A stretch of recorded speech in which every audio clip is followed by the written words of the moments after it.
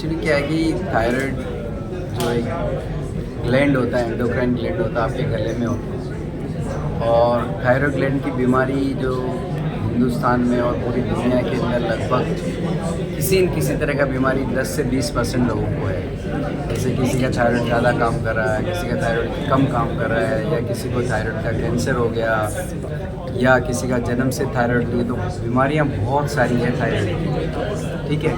अब उसके बाद में एक इम्पॉर्टेंट चीज़ जो और आती है कि थायराइड ग्लैंड की हेल्थ के लिए एक माइक्रो एलिमेंट का ज़रूरत होता है, वो होता है आयोडीन।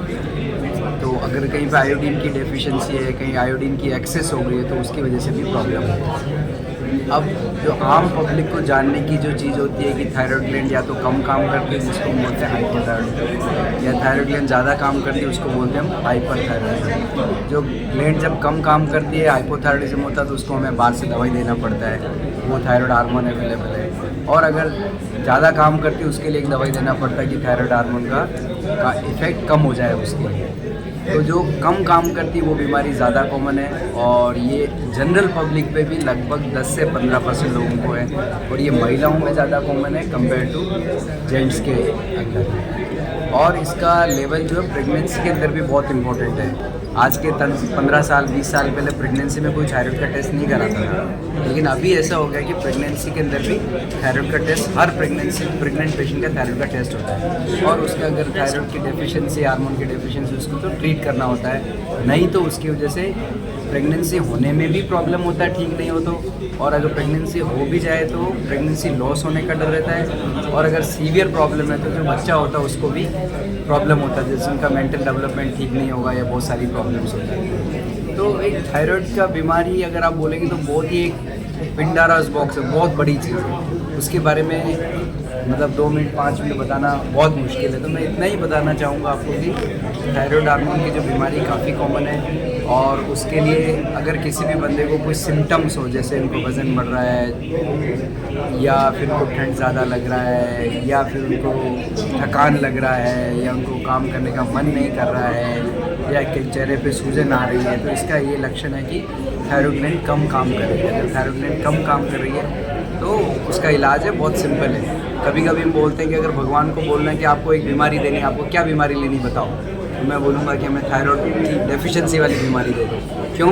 उसका फ़ायदा सबसे अच्छा कि एक तो इलाज में केवल एक गोली खाना है, और गोली में खास बात है भूखे पेट गोली खाना है, और उस गोली का पैसा, एक गोली का पैसा 50 पैसे से 1 रुपया, तो एक दिन का 1 रुपये का दवाई है, और सुबह सुबह उठ के गोली खा लेना।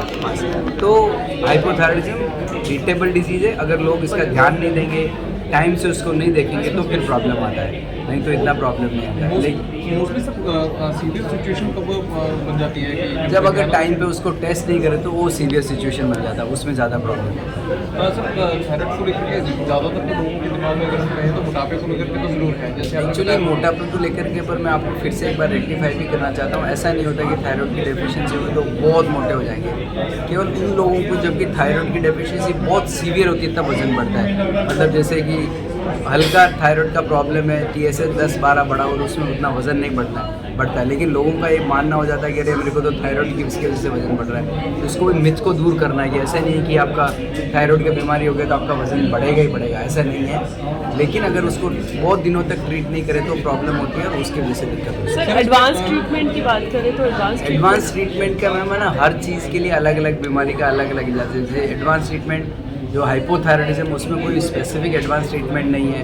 थायराइड हार्मोन का एक गोली होता है, वो खाना होता है। एक नया आया है कि पहले L-थायरोक्सिन देते थे, अभी एक दूसरा हार्मोन है इसको T3 बोलते हैं, वो भी देते हैं। कुछ लोगों का रेस्पॉन्स नहीं आता है, बट ऐसा कोई बहुत नया थायराइड हार्मोन इस ट्रीटमेंट में कैंसर में बहुत सारी चीज़ें आई हैं। तो आपको कैंसर के लिए हम कल हमारे एक स्पेशलिस्ट आएंगे, वो कैंसर की बात के लिए आपको हम रूबरू करवा देंगे कल सुबह में।